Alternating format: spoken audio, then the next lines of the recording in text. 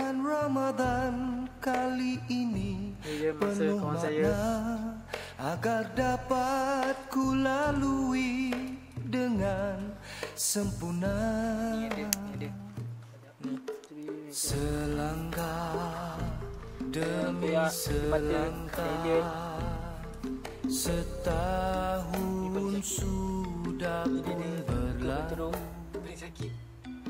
Masa yang pantas berlalu, hingga tak terasa ku berada di bulan Ramadan.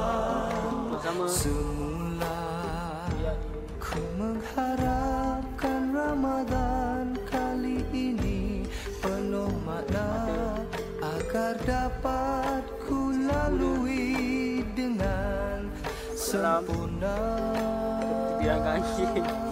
Puasa satu amalan sebagaimana yang diperintahnya.